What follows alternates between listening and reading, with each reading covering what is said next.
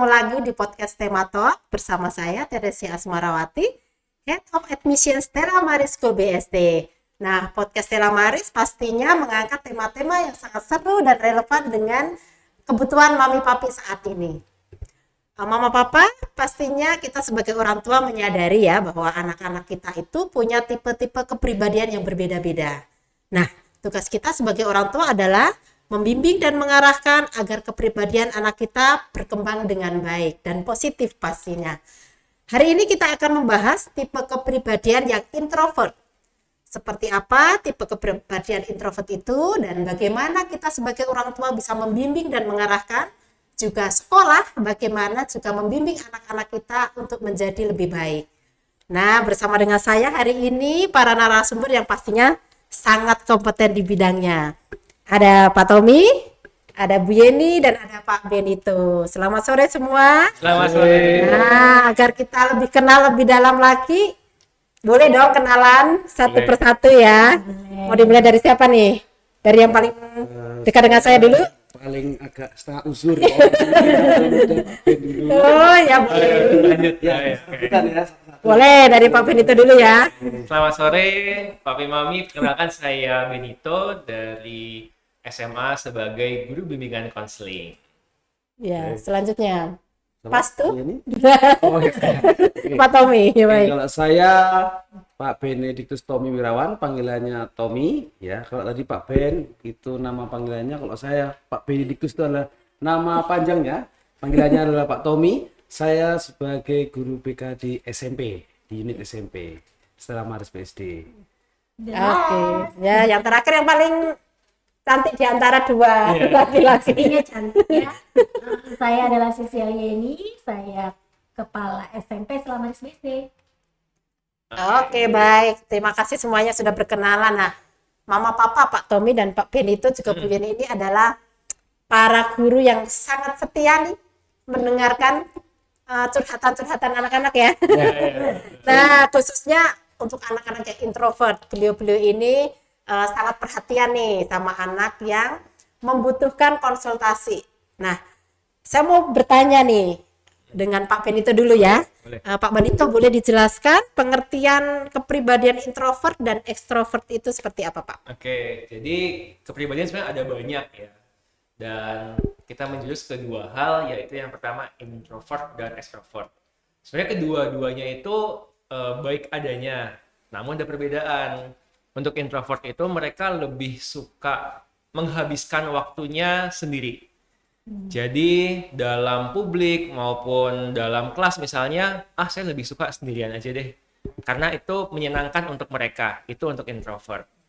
Kalau orang bilang orang introvert itu tidak bisa bergaul, kurang tepat.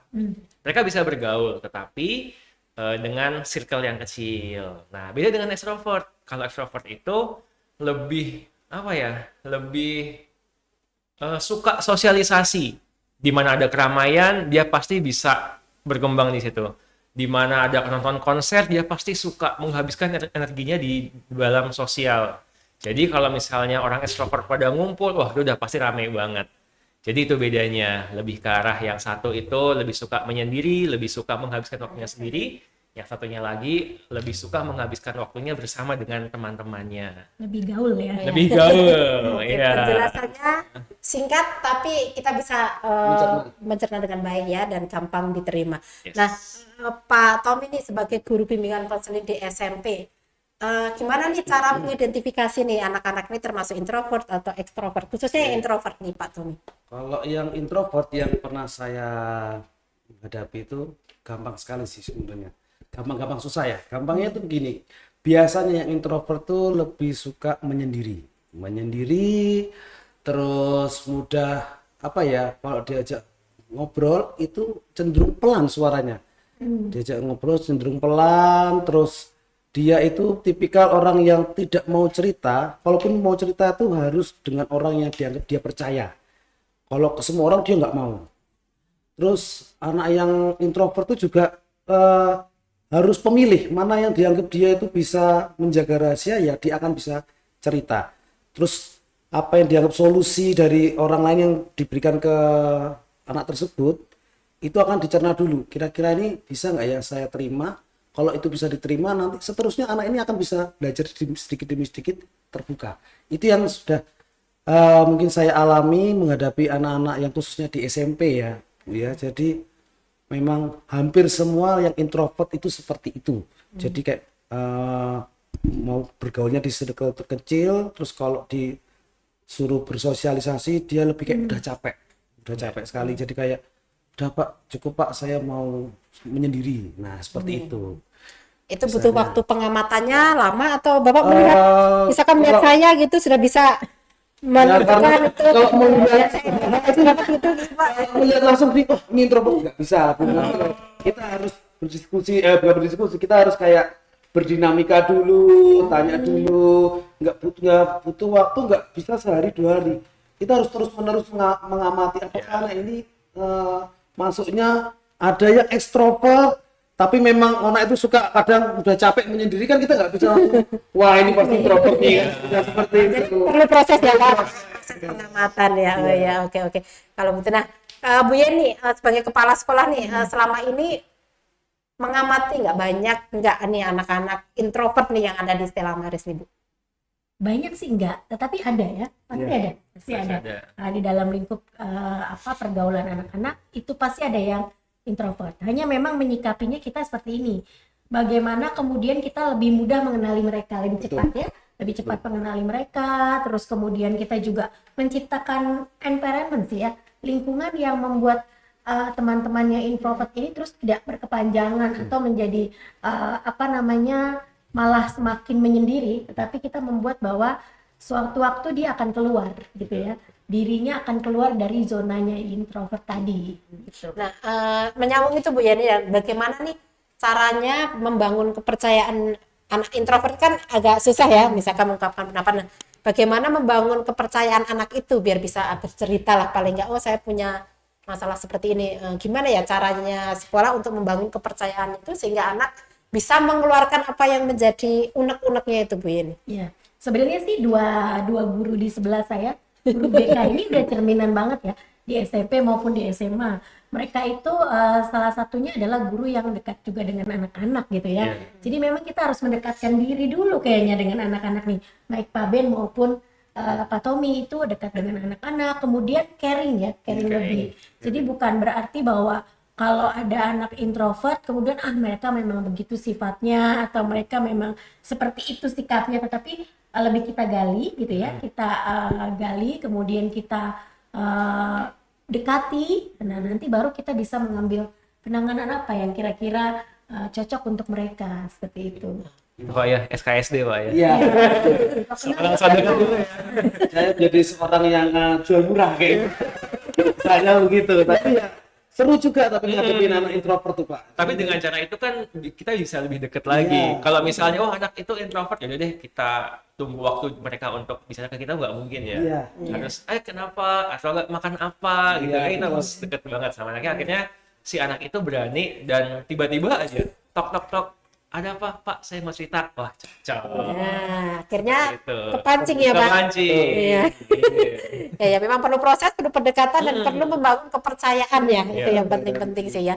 Oke, nah kalau Pak Ben nih adakah nih strategi yang dilakukan untuk agar anak-anak introvert ini tetap aktif kalau ketika di kelas gitu Pak. Jadi nggak iya. cuma diem, tapi tetap mereka bisa bersosialisasi dengan teman-temannya, Iya. bisa berpendapat ketika belajar gitu. Gimana nih caranya nih Pak? Nah, kalau strateginya di kelas, saya dari guru-guru masing-masing itu juga sudah memiliki strategi bersama-sama. Dan di kelas itu pasti ada yang namanya kerja kelompok, ada yang namanya tampil dalam sesuatu hal. Seperti nanti ini ada sound festival, nah tuh ada beberapa anak-anak yang sisinya mulai introvert, ada introvertnya, tetapi mereka punya potensi. Jadi anak introvert itu pasti punya potensi sesuatu hal yang bisa ditingkatkan, tinggal mereka disemangatin, didorong, ayo kamu pasti bisa, kamu pasti bisa. Jadi strateginya adalah membangun kepercayaan dirinya bahwa ayo kamu pasti bisa tampil, kamu pasti bisa ngomong. Setelah itu mereka mulai ada, oh iya Pak, dicoba, akhirnya ketagihan. Gitu. Ada banget contohnya dari kelas 10 ada yang dulunya, aduh Pak saya takut, tapi nggak ada salahnya dong untuk mencoba. Nggak ada salahnya kita memberikan kepercayaan. Ya udah, saya percaya ke kamu, kami percaya ke kamu pasti bisa. Terus setelah itu, Pak, kalau ada acara lagi, tolong hubungin saya lagi Pak ya, saya pengen Pak. Gitu. Jadi ketagihan ya. Kalau ketagihan begitu, jadi memberikan kesempatan juga kepada mereka yang memiliki kepribadian introvert. Ya, dan konsistennya juga kita itu mewadahi gitu Ya, ya. kita mewadahi. Jadi tadi kalau yang saya simpulkan tapi nggak tahu benar apa salah ya Pak. Berarti kepribadian itu bisa berubah ya Pak. Kan tadinya introvert tuh. Terus kemudian dengan pendekatan kok jadinya apakah itu bisa dikatakan dari introvert ke extrovert itu perubahan Bahasanya bukan kepribadian berubah, bahasanya lebih kepada kadar introvertnya menurun. Oh, Jadi kalau misalnya jadi kita tidak berubah introvert ya. itu, kita sudah punya dua kepribadian. Dua jenis itu kita punya semua. Introvert, extrovert. Tinggal kadarnya saja. 80% introvert, 20% extrovert. Ketika sudah ada perubahan, diminta untuk maju segala macam, oh kadar introvertnya mungkin jadi 60, extrovertnya 40, seperti itu. Jadi saya pun juga pasti memiliki waktu untuk menyendiri. Kayak Pak Tommy kan juga lagi capek gitu kan, butuh waktu untuk menyendiri Pak, ya. Untuk memulihkan energinya seperti itu. Jadi kita punya introvert dan extrovert. Oke. Nah, kalau Pak Tommy sendiri punya trik atau cara khususnya nih Pak untuk Kalau pendampingan menghadapi untuk itu, anak-anak yang oke. introvert nih Pak? Kalau dia anak SMP nih, khususnya saya menghadapi anak SMP, saya biasanya memang selalu kalau di pelajaran BK, kalau misalnya ada jam BK di kelas itu, saya memang suruh saya jelasin materi sedikit, sisanya mereka praktek. Nah, untuk anak-anak ini biasanya yang introvert itu saya baurkan ke yang yang ekstrovert. Nah, jadi ketika misalnya dia presentasi, dia tidak mau ngomong, itu tidak saya paksa. Jadi tak suruh untuk bisik-bisik ke saya. Jadi saya menjadi pengeras suaranya anak ini. Jadi misalnya dia mau cerita, saya hari ini berlibur ke sini. Dia nggak berani ngomong karena gugup ya mungkin ya. Gugup, takut pikirannya. Orang introvert tuh pasti biasanya tuh, wah nanti saya takut dihakimi, diketawain orang-orang, nanti ini kayak gitu. Jadi saya dampingi sebelahnya, saya bilang, ayo cerita sama Pak Tommy jadi speaker kamu gitu kan. Jadi anak ini mulai merasa kayak, wah aku nyaman nih sama Pak Tommy nih. Terus ada lagi yang seperti itu, ada lagi anak yang introvert, dia tidak mau terbuka dengan yang lain, terus dia selalu menyendiri. Tapi dia pernah di satu titik pernah cerita ke saya, Pak, saya pengen menjadi periang seperti teman si A. Jadi saya ikutkan untuk kegiatan kayak OSIS lah, mungkin Leo Club lah, atau apa yang dimana dia belajar untuk ngomong sedikit demi sedikit. Dan ya puji Tuhan ya, anak ini ya meskipun dia kalau di mata orang lain kayak menyendiri itu, tapi kalau ketika masuk ruang BK bisa cerewet seperti itu Bu. Ya, Karena sudah ada kepercayaan Iya. ya pastinya ya. makin cerewetnya Luar saya biasa. kelagaan itu langsung. Luar biasa. Iya. Ya, apakah ada perbedaan Pak Benito ya membimbing anak introvert yang dengan level SMP dengan membimbing anak introvert untuk yang usianya sudah level SMA nih? Oh iya, kalau level SMA sebenarnya mereka sebenarnya sudah siap untuk maju tampil ya, tinggal diberikan motivasi tambahan, meyakinkan, dipoles sedikit gitu. Jadi lebih kepada memberikan kesempatan, Oh gitu ya. lebih kepada seperti itu. Mereka, kamu udah bisa kok, kamu udah ini, tinggal apa ya, perubahan mindsetnya. Bisa, kamu yakin bisa. Coba kamu lihat kaca, belajar, jadi dikasih tahu cara-caranya seperti itu. Hampir mirip sama seperti Pak Tommy. Mirip ya. Cuma kalau di SMA harus lebih banyak lagi diberikan kesempatan lagi karena Iya, wadah-wadahnya kita butuh juga banyak ya, kesempatan. baik SMP maupun SMA. Nah, bagi mama papa para orang tua yang mungkin nih putra-putrinya punya kepribadian yang introvert, jangan ragu-ragu untuk gabung di Stella Maris BSD. Karena kami mempunyai guru-guru bimbingan, konseling, juga ada psikolog juga. Pak Benito juga psikolog juga ya kan? Psikolog juga yang siap membantu nih bagaimana anak yang introvert itu tetap bisa berkembang dengan baik gitu. Jadi menumbuhkan rasa percaya dirinya di banyak sekali program-program sekolah dan pastinya dibimbing oleh guru-guru yang sangat sabar, sangat kompeten dan sangat caring. Nah, Ibu Yeni kalau membimbing anak yang khususnya anak-anak introvert ini kan tidak hanya di sekolah juga ya, meskipun memang kebanyakan waktu anak-anak itu memang di sekolah ya, hampir separuh lebih waktunya di sekolah. Cuma kan orang tua juga perlu ada kontribusi juga ya, bagaimana agar anaknya itu sudah bagus di sekolah tapi juga bagus di rumah. Nah ini bagaimana nih Bu? Kerjasama antara sekolah dan orang tua nih Bu. Ya.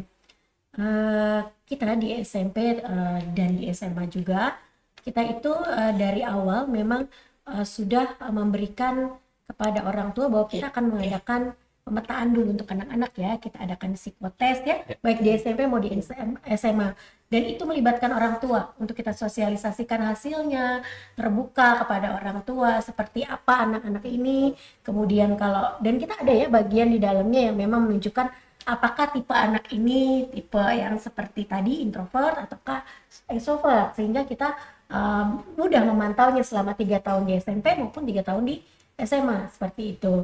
Nah itu kemudian di sepanjang perjalanan memang kita selalu memberikan report monitoring kepada orang tua pada saat terjadi hal-hal yang memang mungkin menurut dirasa bapak-bapak ini sepertinya anak-anak ini mengalami kemajuan ya, kita report pada orang tua bahwa ini sudah mengalami kemajuan, sehingga orang tua juga merasakan oh iya memang seperti apa contohnya kemajuan anak-anak kita, juga pun dengan yang memang terkendala gitu ya. Jadi sehingga kita bisa diskusi bareng nih, kira-kira apa treatment untuk anak-anak gitu. Berarti kalau boleh saya garis bawahi ya Bu Yani, terus harus ada komunikasi ya. Betul. Komunikasi yang baik antara sekolah dan orang tua. Jadi para orang tua jangan ragu-ragu untuk mengkomunikasikan apa yang menjadi kebutuhan, apa yang menjadi kendala anaknya ke sekolah. Jadi sekolah bisa membantu secara maksimal gitu ya, karena mungkin ada keterbatasan. Jadi kalau nggak disampaikan oleh orang tua juga kita akan mengalami kendala juga ya. Saling terbuka. Ya, saling terbuka, saling komunikasi demi perkembangan yang baik untuk anak-anak kita. Nah, Ibu Yeni, sekolah punya program-program apa nih Bu untuk membangun kepercayaan anak nih, terutama yang anak introvert? Adakah wadah-wadah khusus yang bisa mengembangkan nih dan memacu anak-anak agar berani, agar yang tadinya introvert agak berkurang lagi kadar introvertnya gitu Bu Yani, melalui program-program apa nih Bu? Sebenarnya semua program kita itu mewadahi anak-anak yang introvert ataupun extrovert juga gitu ya.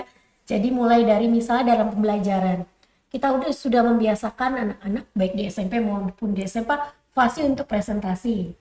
Lalu mereka juga bisa membuat seperti kita sekarang ya, bisa bikin podcast, bahkan bisa bikin digital literasi lainnya gitu ya, yang membiasakan mereka untuk bisa berbicara gitu. Bahkan kita juga di dalam pembelajaran itu sudah meminta anak-anak untuk berani misalnya membuat film ya, sampai kadarnya seperti itu.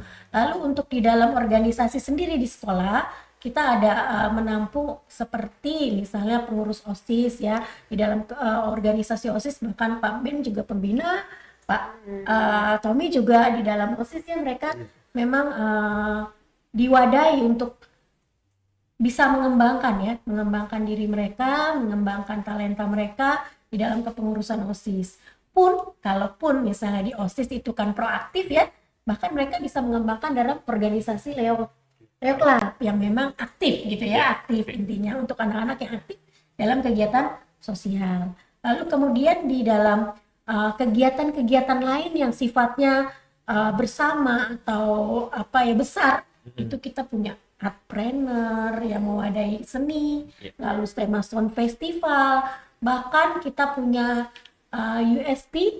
USP yang memang masing-masing unit itu bisa mewadahi anak-anak untuk mengembangkan talenta mereka, seperti di SISMI kalau di SMP, kemudian ada student conference, bahkan di SMA kita sudah punya internship loh, magang ke perusahaan. Jadi mereka lebih semakin pede lagi, semakin percaya diri lagi untuk keluar, mereka siap di dunia industri gitu ya, bisa mengenal paling tidak ya dunia industri. Luar biasa, banyak sekali ya program-program yang dikembangkan di Stella Maris. Jadi tadi ya seperti yang disampaikan Pak Benito ya. Jadi anak yang tadinya nggak berani tampil dengan didukung oleh dan dibimbing oleh guru-guru bimbingan konseling yang luar biasa, juga diwadahi dengan kegiatan-kegiatan yang banyak, mereka akan menjadi ketagihan untuk tampil ya. Jadi pastikan putra-putri mami papi bergabung di Stella Stella Maris BSD. Baik, Bapak Ibu para orang tua, apapun tipe kepribadian anak kita, tentunya kita sebagai orang tua harus terus support ya. Tentunya dibantu juga oleh program-program di sekolah, dengan komunikasi yang baik dengan sekolah, itu akan mendorong dan membantu anak kita agar lebih berkembang menjadi pribadi yang lebih baik lagi. Waduh, tak terasa nih, sudah lama kita berbincang-bincang ya. Apakah masih ada yang mau disampaikan nih, Pak Tommy? Untuk para orang tua di rumah, mungkin sepatah dua patah kata. Oke, mungkin dari saya adalah jangan ragu untuk menyekolahkan anak Bapak Ibu, karena guru BK-nya saya. Jangan melihat casingnya seperti ini, kelihatannya galak, tapi sebenarnya hatinya sangat lembut seperti Hello Kitty. Seperti itu. Ya, bisa dibuktikan sendiri. Silakan datang ke Stella Maris, nanti ketemu dengan saya. Kita akan berdinamika dan ngobrol-ngobrol bersama seperti itu. Itu saja yang bisa saya sampaikan. Bu Yani? Kalau saya yakin Bapak Ibu, anak Bapak Ibu baik introvert atau ekstrovert setelah bersekolah di Stella Maris pasti nanti soft skillnya semakin berkembang dan siap untuk menghadapi kehidupan selanjutnya. Mantap. Yes. Luar Oke, biasa. saya. Pak Benito, yang terakhir nih. Oh iya, nutup ya berarti ya.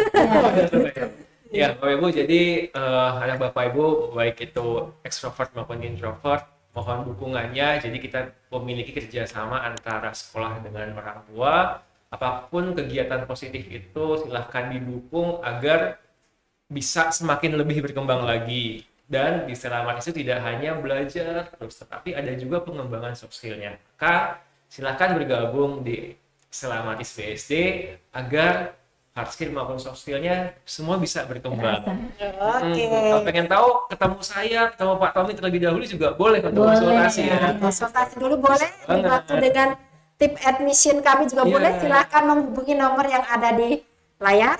Atau kalau ingin mengetahui banyak kegiatan yang ada di Stella Maris, Mama Papa bisa follow di akun IG Stella Maris BSD @StellaMaris_BSD. Banyak sekali kegiatan di mana itu sangat mewadahi bakat minat anak-anak, dan juga kami punya banyak sekali media sosial seperti TikTok juga Stella Maris BSD, ada juga website kami di www.stellamaris.sch.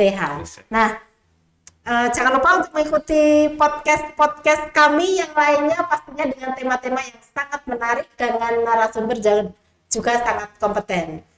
Terima kasih Pak Tommy, Bu Yeni, dan Pak Benito untuk program hari ini. Pastinya sangat bermanfaat ya bagi para orang tua yang ada di luar sana. Dan akhir kata, saya Rere, Pak Tommy, Bu Yeni, dan Pak Benito pamit undur diri.